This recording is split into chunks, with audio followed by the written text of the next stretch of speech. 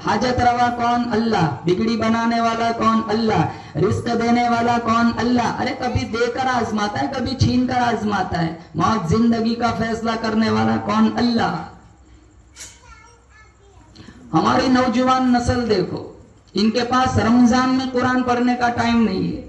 कितनी मसाजिद से मेरे ऊपर फोन आया, मौलाना साहब हमारी मस्जिद में कुरान होता है, बाहर बैठ के गेम खेलते, हमारे नौजवान बाहर बैठ के इंस्टाग्राम चलाते, नेट चलाते, फेसबुक चलाते, अजनबी लड़कियों से चैटिंग करते, अंदर कुरान सुनाया जा रहा है।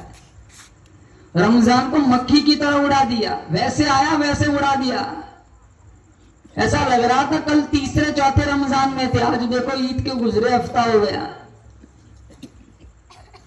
इतना फास्ट टाइम पता ही नहीं चलता।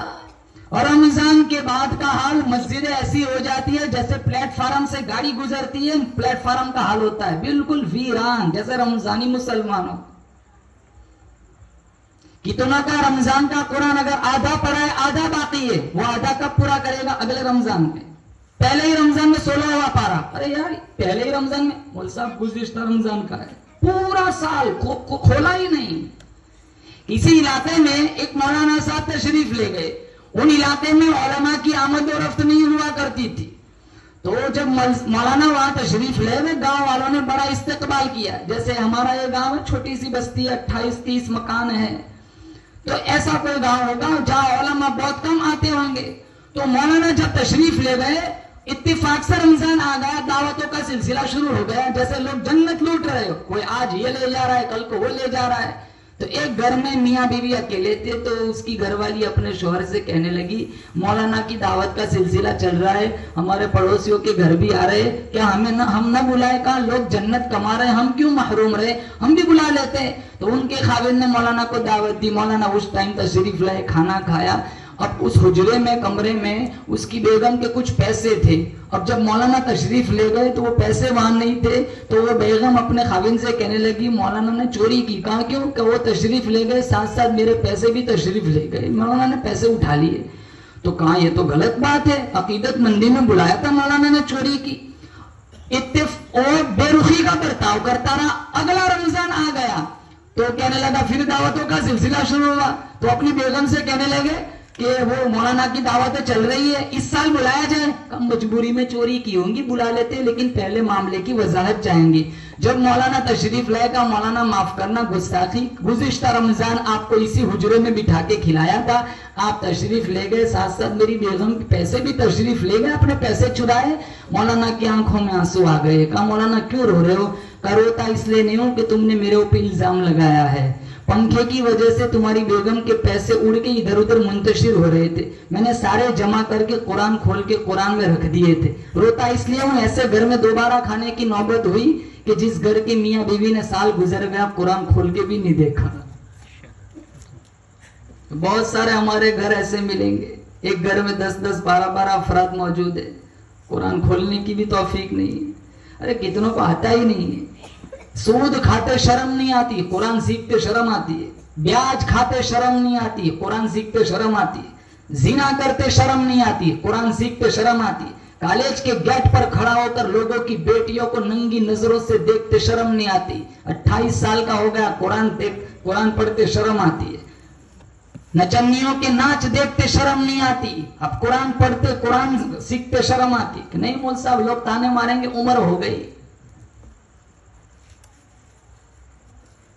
हर चीज के अंदर असर है, कुरान में असर क्यों नहीं है? आज भी वही कुरान है जो कुरान बिलाल हबशी के दामन में था, बोलो बेशक। आज भी वही कुरान है जिस कुरान के लिए मेरे नबी ने मार खाई। आज भी वही कुरान है तुम्हारे बस्ती में, तुम्हारी मस्जिद में, तुम्हारे घरों में, जिस कुरान के लिए साहबा के कीमे किए गए, जिस कुरान के लिए साहबा की चमड़ियां उधेड़ी गई। कोई दूसरा कुरान तो है नहीं, वही 6666 आयत है। फर्क इतना है कि हमने कुर्बानी नहीं दी। जहर के अंदर असर है, बर्फ के अंदर असर है, पानी के अंदर असर है, हर चीज के अंदर असर है। कुरान में असर क्यों नहीं है?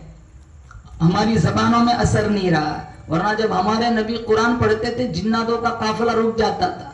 वल्लौ इला कौमिहिम मुनज़िरीन 26वां पारा, अल्लाह ने कुरान में फरमाया, वइद सरफना इलैका नफरम मिनल जिन्नि यस्तमिऊनल कुरान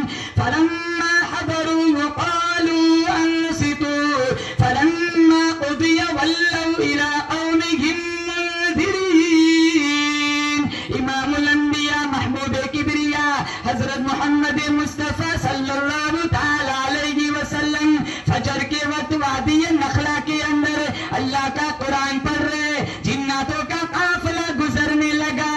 جب میرے نبی کی میٹھی آواز، شہد سے بھی زیادہ میٹھی آواز جناتوں کے کانوں میں پڑی، چلتا ہوا قافلہ رک گیا۔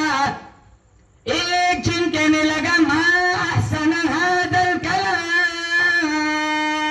کتنا خوبصورت کلام ہے۔ آج قاری عبد الباسط کا قرآن سنو، لوگ کہتے اثر ہو گیا۔ حذیفی کا قرآن سنو، لوگ کہتے اثر ہو گیا۔ استاد الاساتذہ قاری رفیق صاحب سارودی کا قرآن سنو، لوگ کہتے اثر ہو گیا۔ یہ تو وہ پیغمبر قرآن پڑھتا ہے جو اپنا ماتھا اللہ کو دکھائے، اللہ قبلہ بدل دیتا ہے۔ یہ وہ پیغمبر قرآن پڑھتا ہے جو اپنی انگلی پیالے میں ڈالے، اللہ چشمہ جاری کر دیتا ہے۔ یہ وہ پیغمبر قرآن پڑھتا ہے جن کے چہرے کو رب نے والضحیٰ کہا، جن کی زلفوں کو رب نے واللیل کہا، جن کے دانتوں کو رب نے یاسین کہا، جن کے سینے کو رب نے علم نشرح کہا، جن کے زمانے کو رب نے والعصر کہا، جن کی یتیمی کو رب نے علم یجدک یتیما فآویٰ کہا۔ یہ وہ پیغمبر قرآن پڑھتا ہے جہاں بیٹھ جائے اللہ اس جگہ کو روضۃ من ریاض الجنہ بنا دیتا ہے۔ جس قبرستان میں کھڑا ہو کے دعا مانگے اللہ اس قبرستان کو جنت البقیع بنا دیتا ہے۔ میں بولوں آپ بولے منہ سے تھوک نکلتا ہے۔ یہ وہ پیغمبر قرآن پڑھتا ہے، بولتا ہے منہ سے نور نکلتا ہے۔ اللہ نے جن کا سینہ بھی اعلیٰ بنایا، پسینہ بھی اعلیٰ بنایا، میرے محمد کا مدینہ بھی اعلیٰ بنایا۔ ایک جن ما احسن ھذا الکلام، اثر ہوا کتنا خوبصورت کلام ہے۔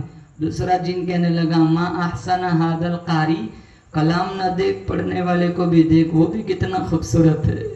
کلام بھی حسین، پڑھنے والا بھی حسین۔